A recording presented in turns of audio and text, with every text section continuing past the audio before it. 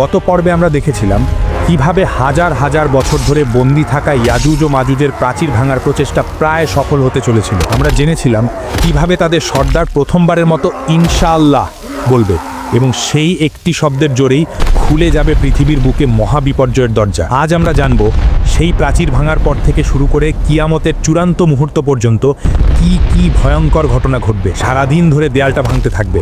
দিন শেষে যখন দেয়ালটা প্রায় ভেঙে পড়ার মতো অবস্থায় চলে আসবে, তখন তাদের সর্দার হয়তো আল্লাহর ইচ্ছাতেই বলে উঠবে, আজকের মতো এখানেই থামো, ইনশাআল্লাহ বাকি কাজটা আমরা আগামীকাল এসে শেষ করব। সেই একটা মাত্র শব্দ ইনশাআল্লাহ তাদের হাজার হাজার বছরের চেষ্টাকে সফল করে দেবে। পরের দিন সকালে যখন তারা ফিরে আসবে, তখন তারা দেখবে দেয়ালটা ঠিক তেমনই ভাঙা অবস্থায় আছে যেমনটা তারা রেখে গিয়েছিল।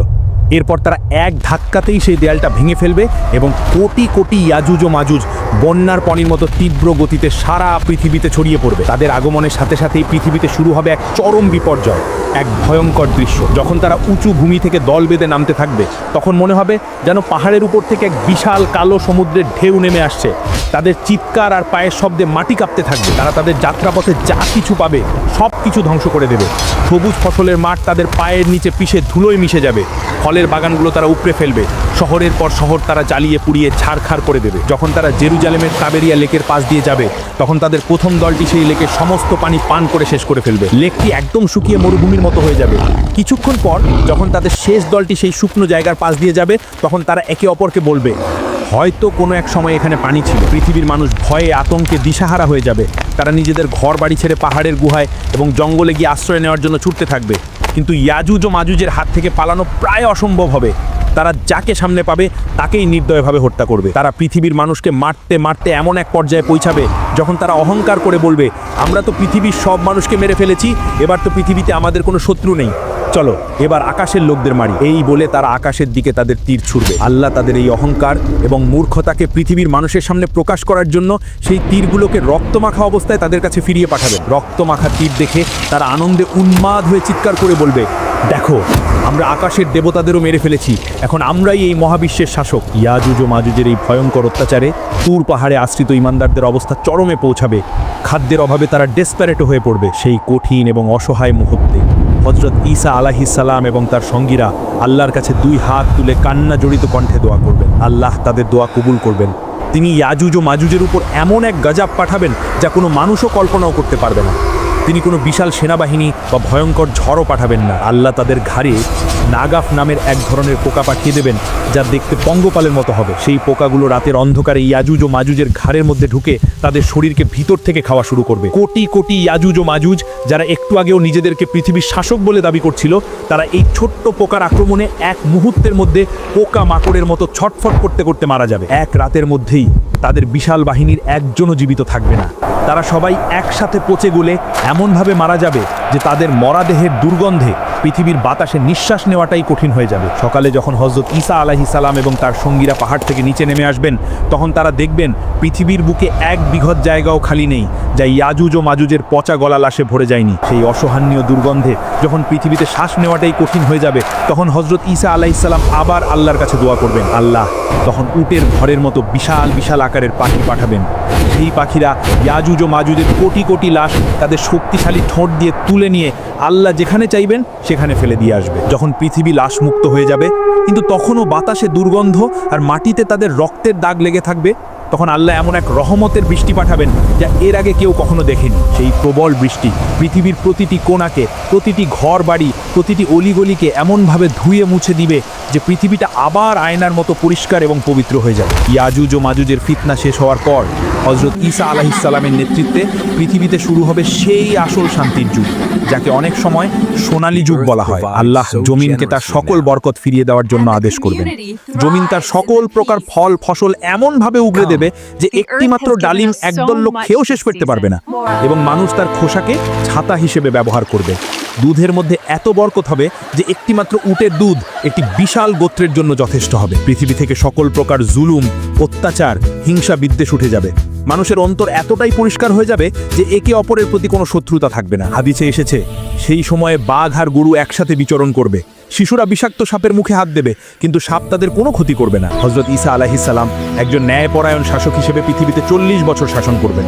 তিনি নতুন কোনো ধর্ম নিয়ে আসবেন না, বরং আমাদের প্রিয় নবী হযরত মুহাম্মদ সাল্লাল্লাহু আলাইহি ওয়াসাল্লামের শরীয়ত অনুযায়ী শাসন করবেন। এভাবেই পৃথিবীতে এক নিখুঁত শান্তি ও ন্যায় বিচার প্রতিষ্ঠা করার পর হযরত ঈসা আলাইহিস সালাম স্বাভাবিকভাবে মৃত্যুবরণ করবেন। মুসলিমরা তার জানাজার নামাজ আদায় করবেন এবং আমাদের প্রিয় নবী হযরত মুহাম্মদ সাল্লাল্লাহু আলাইহি ওয়াসাল্লামের রওজার পাশেই তাকে দাফন করা হবে। হযরত ঈসা আলাইহিস সালামের মৃত্যুর পর পৃথিবীতে আবার ধীরে ধীরে বিপর্যয় নেমে আসতে শুরু করবে। ভালো মানুষের সংখ্যা কমতে থাকবে এবং খারাপ মানুষের সংখ্যা বাড়তে থাকবে। ঈমানদার মানুষরা এক এক করে পৃথিবী থেকে বিদায় নিতে থাকবেন। দিনই জ্ঞান ধীরে ধীরে উঠে যাবে আর পৃথিবী আবার অজ্ঞতা আর পাপাচারের অন্ধকারে ডুবে যেতে শুরু করবে। এমন এক সময় আসবে যখন পৃথিবীতে আল্লাহ নামটি নেওয়ার মতো আর কোনো লোক থাকবে না। হাদিসে এসেছে, সেই সময় পৃথিবীর বুকে সবচেয়ে নিকৃষ্ট লোকেরাই বেঁচে থাকবে। তারা পশুর মতো নির্লজ্জভাবে প্রকাশ্যে রাস্তায় দাঁড়িয়ে খারাপ কাজে লিপ্ত হবে এবং তাদের উপরেই কিয়ামত সংঘটিত হবে। ঠিক সেই চূড়ান্ত অধঃপতনের মুহূর্তে প্রকাশ পেতে শুরু করবে কিয়ামতের সেই শেষ এবং সবচেয়ে ভয়ঙ্কর আলামতগুলো। হঠাৎ করে কোনো রকম পূর্ব সতর্কবার্তা ছাড়াই পৃথিবীর 3টি বিশাল অংশ মাটির নিচে দেবে যাবে। এটি কোনো সাধারণ ভূমিকম্প বা ভূমিধস হবে না। একটি বড় ভূমিধস ঘটবে পৃথিবীর পূর্বে, আরেকটি ঘটবে পৃথিবীর পশ্চিমে এবং তৃতীয় ও শেষ ভূমিধসটি ঘটবে আরব পরিদ্বীপে। এই ভূমিধসগুলো এতটাই বিশাল এবং আকস্মিক হবে যে চোখের পলকে বিশাল বিশাল শহর, নগর, জনপদ সবকিছু মাটির নিচে চিরদিনের জন্য হারিয়ে যাবে। লক্ষ লক্ষ মানুষ কিছু বুঝতে ওঠার আগেই জীবন্ত কবরস্থ হয়ে যাবে। এই ভয়ঙ্কর ভূমিধসের কিছুদিন পরেই প্রকাশ পাবে কিয়ামতের আরও একটি বড় আলামত, দুখান বা ধোঁয়া। হঠাৎ করে পুরো আকাশ এক অদ্ভুত এবং রহস্যময় ধোঁয়ায় ঢেকে যাবে, যা 40 দিন পর্যন্ত স্থায়ী থাকবে। এই ধোঁয়া পৃথিবীর প্রতিটি কোণাকে এমনভাবে ঢেকে দেবে যে মানুষ দিন এবং রাতের মধ্যে কোনো পার্থক্য করতে পারবে না। তবে এই ধোঁয়ার প্রভাব সকল মানুষের উপর একরকম হবে না। যারা ঈমানদার তাদের উপর এই ধোঁয়ার প্রভাব হবে খুবই সামান্য। তাদের কাছে এটাকে শুধু হালকা সর্দি কাশির মতো মনে হবে। কিন্তু যারা অবিশ্বাসী তাদের জন্য এই ধোঁয়া হবে এক ভয়ঙ্কর আযাব। সেই ধোঁয়া তাকে নাক, কান এবং চোখ দিয়ে শরীরের ভিতরে প্রবেশ করে তাদের প্রচণ্ড যন্ত্রণা দেবে। তাদের কাছে মনে হবে যেন তাদের মাথাটি আগুনের উপর রেখে ভাজা হচ্ছে।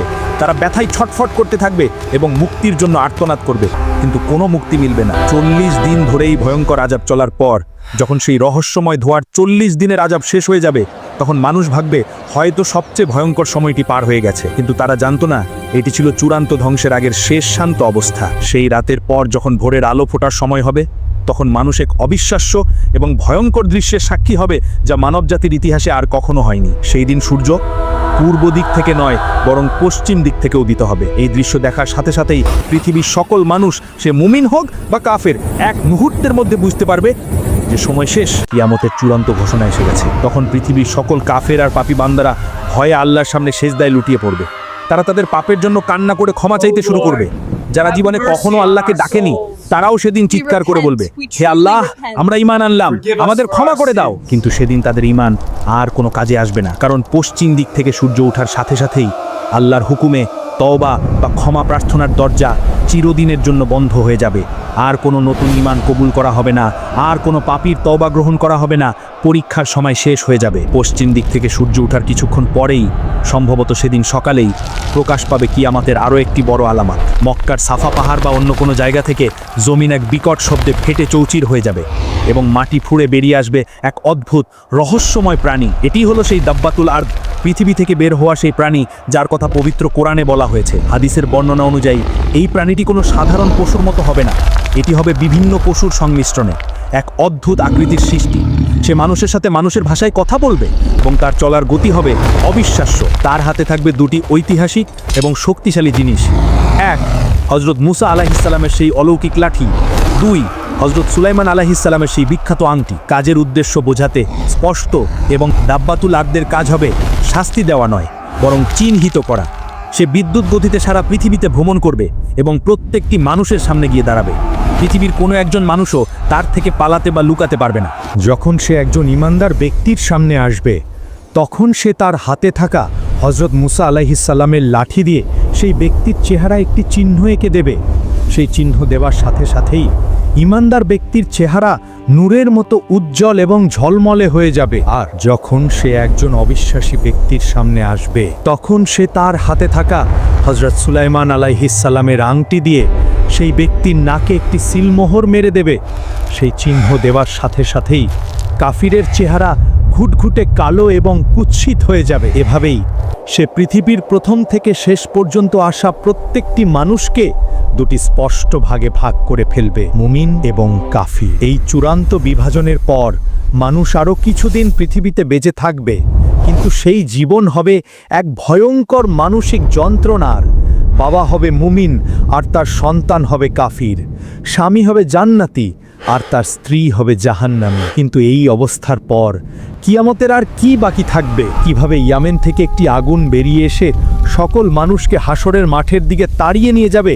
আর কিভাবেই বা হযরত ইসরাফিল আলাইহিসসালামের সেই প্রথম ফুৎকারের মাধ্যমে এই পৃথিবীর চূড়ান্ত ধ্বংস শুরু হবে? পৃথিবীর ইতিহাসের এই চূড়ান্ত অধ্যায় এখনও বাকি।